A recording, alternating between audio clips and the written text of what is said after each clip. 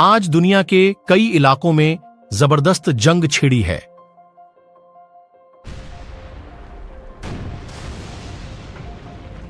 हर जगह हथियारों की नुमाइश हो रही है तो कहीं मिसाइल से हमले की कोशिशें हो रही हैं।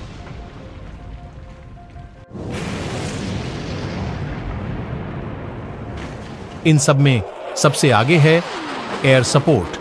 आज के समय पर किसी भी युद्ध के परिणाम में एयर सपोर्ट बहुत बड़ी भूमिका निभाते हैं, या ये कहें निर्णायक भूमिका निभाते हैं। Hello friends, prodigy pathway channel में आपका फिर से स्वागत है। आज हम बात करेंगे एक अभूतपूर्व स्टेल्थ लड़ाकू विमान की, जो आधुनिक हवाई युद्ध को निर्णायक बनाता है।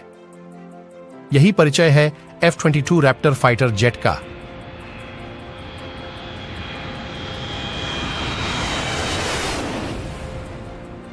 F-22 रैप्टर फाइटर जेट संयुक्त राज्य अमेरिका की वायुसेना के लिए लॉकहीड मार्टिन द्वारा विकसित 5वीं पीढ़ी का सिंगल सीट ट्विन इंजन लड़ाकू विमान है। इसका विकास 1980 के दशक में F-15 ईगल लड़ाकू विमान के उत्तराधिकारी के रूप में शुरू हुआ, जिसका प्राथमिक ध्यान हवाई श्रेष्ठता और जमीनी हमले की क्षमताओं पर था। F-22 रैप्टर जेट को 2005 में USA की वायुसेना में पेश किया गया था और तब से इसने स्टील्थ तकनीक, उन्नत एवियोनिक्स और गतिशीलता के लिए नए मानक स्थापित किए हैं। अब हम आपको F-22 रैप्टर के बारे में बताते हैं, लेकिन आगे बढ़ने से पहले अगर आपको हमारे वीडियो अच्छे लगे हो तो लाइक, शेयर और सब्सक्राइब करना और हमें अगली वीडियो के लिए नए सुझाव देना न भूलें। F-22 रैप्टर का इंजन किसी भी मौजूदा लड़ाकू इंजन की तुलना में अधिक थ्रस्ट पैदा करता है। आकर्षक वायुगतिकीय डिजाइन और बढ़े हुए थ्रस्ट का संयोजन F-22 को आफ्टरबर्नर का उपयोग किए बिना सुपरसोनिक एयर स्पीड पर क्रूज करने की अनुमति देता है। आइए सबसे पहली बात करते हैं F-22 रैप्टर जेट के इंजन की। F-22 रैप्टर के असाधारण प्रदर्शन का एक बड़ा कारण इसका F-119 Pratt and Whitney propulsion system यानी इसका इंजन है। इस इंजन की सबसे उल्लेखनीय विशेषताओं में से एक है इसकी 35,000 पाउंड फोर्स का थ्रस्ट देने की क्षमता, जिससे F-22 अपने प्रदर्शन और विश्वसनीयता को सुनिश्चित करने के लिए अप्रत्याशित गति और ऊंचाई हासिल करने में सक्षम हो जाता है। इसका परीक्षण हश हाउसेस के भीतर आयोजित किया गया था, जो विभिन्न विमान प्रणालियों का मूल्यांकन करने के लिए डिजाइन की गई सुविधाएं हैं। हश हाउसेस एक बंद ध्वनि अवशोषित वाली करने वाली सुविधा है, जिसका उपयोग प्रोपल्शन, यांत्रिकी, इलेक्ट्रॉनिक्स, न्यूमेटिक्स और अन्य विमान प्रणालियों के परीक्षण के लिए किया जाता है। F-22 रैप्टर को रडार द्वारा पता लगाना और ट्रैक करना अत्यधिक कठिन होने के लिए डिजाइन किया गया था। जिसमें रेडियो तरंगें परावर्तित, बिखरी हुई या उत्सर्जक स्रोत से विशिष्ट क्षेत्रों की ओर विचलित हो जाती हैं या अवशोषित और क्षीण हो जाती हैं। चलिए अब बात करते हैं F-22 जेट के निर्माण में एक जटिल और महत्वपूर्ण प्रक्रिया की, जो है इसकी पेंटिंग। हालांकि यह प्रक्रिया परंपरागत रूप से श्रम गहन और समय लेने वाली थी। F-22 रैप्टर के बाहरी ढांचे पर स्टील स्किन की कोटिंग लगाना बहुत अलग है। ये कोटिंग्स F-22 जेट को दुश्मन के रडार पर पहुंचने से रोकती हैं। इसके लिए अधिक कुशल और प्रभावी दृष्टिकोण की आवश्यकता को पहचानते हुए एरोबॉटिक्स कंपनी ने फानुक रोबोटों को संशोधित करने के लिए लॉकहीड मार्टिन, AFRL और हिल AFB के साथ काम किया, जो पूरे विमान की बॉडी पर F-22 इनलेट कोटिंग की प्रक्रिया को सुव्यवस्थित और बेहतर बनाने में सक्षम है। ये रोबोट F-22 एयर इनलेट पर स्टील्थ कोटिंग्स को हाथ से करने की तुलना में कहीं अधिक तेजी से, कम लागत में कुशलतापूर्वक और अधिक सटीकता से लगाते हैं। तो क्या आप जानते हैं कि F-22 रैप्टर को सबसे अच्छा फाइटर जेट क्यों माना जाता है? F-22 रैप्टर जेट विमान अत्याधुनिक क्षमताओं जैसे joint direct attack munitions (JDM), ये एक गाइडेंस किट के माध्यम से अपनी शक्ति बढ़ाता है, जो मौजूदा अनिर्देशित बमों या उन्नत मध्यम दूरी की हवा में मार करने वाली मिसाइलों को सटीक निर्देशित स्मार्ट युद्ध सामग्री में परिवर्तित करती है। इसके लिए ऐसे हथियार लोड करने की प्रक्रिया को विशेष उपकरणों द्वारा सहायता प्रदान की जाती है, जैसे कि MJ-1C लिफ्ट ट्रक, मिसाइलों और विभिन्न रोलर एडाप्टर के लिए एक चरण लोडिंग एडाप्टर की आवश्यकता होती है। यह अनुकूलनशीलता इसे अमेरिकी सेना द्वारा फिक्स्ड विंग और रोटर विंग विमानों में नियोजित लगभग सभी हथियारों की सेवा करने की अनुमति देती है।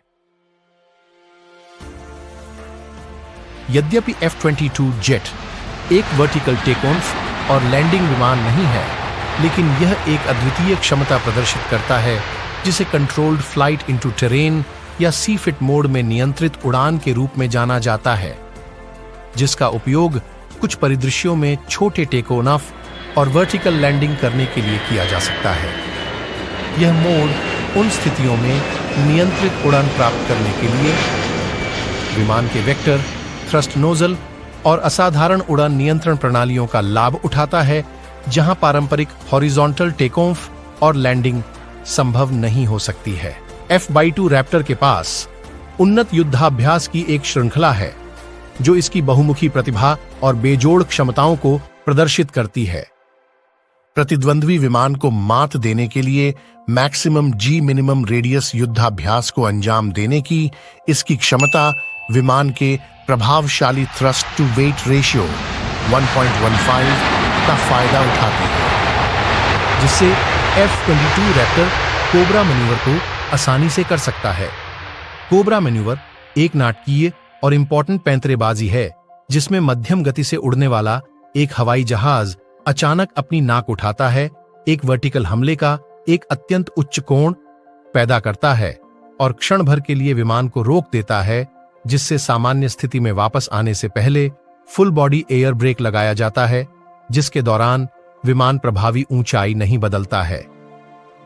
इसके अलावा F-22 Raptor jet air combat मुख्य जे टर्न, वाई टर्न की क्षमता दिखाता है।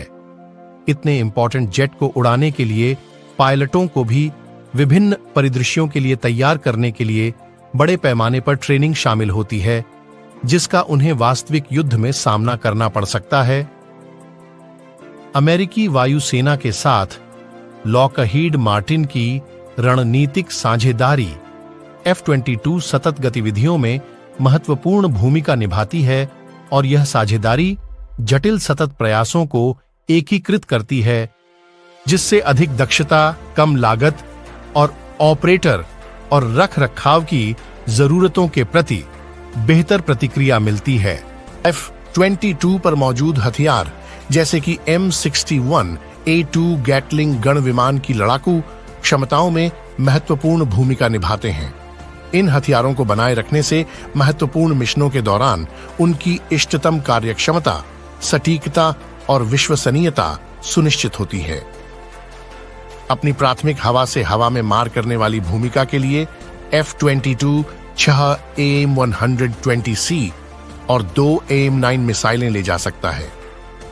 अपनी हवा से जमीन पर मार करने वाली भूमिका के लिए F-22 आंतरिक रूप से 2 1000 pound class joint direct attack munition JDM, 2 AIM-120C और 2 AIM-9 मिसाइलें ले जा सकता है। स्टील्थ, इंटीग्रेटेड एवियोनिक्स और सुपर क्रूज का संयोजन सतह से हवा में मार करने वाली मिसाइल के दायरे को काफी कम कर देता है और F-22 को ट्रैक करने और संलग्न करने की दुश्मन की क्षमताओं को कम कर देता है। पूरे F-22 रैप्टर कार्यक्रम को शुरू से ही काफी आलोचना मिली। उनकी दो मुख्य चिंताएं इसकी लागत और भूमिका थीं।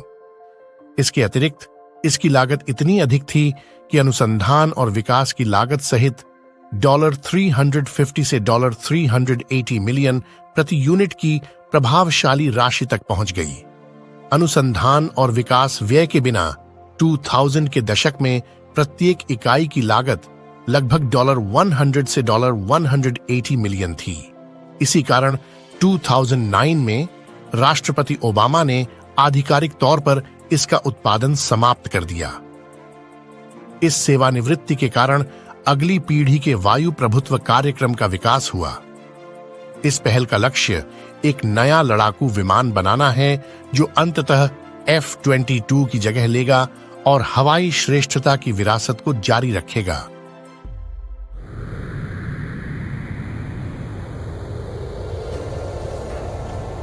अंत में मुझे आशा है कि आपको ये वीडियो पसंद आया होगा।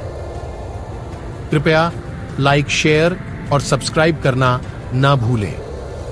हम आपको अगली वीडियो में मिलेंगे।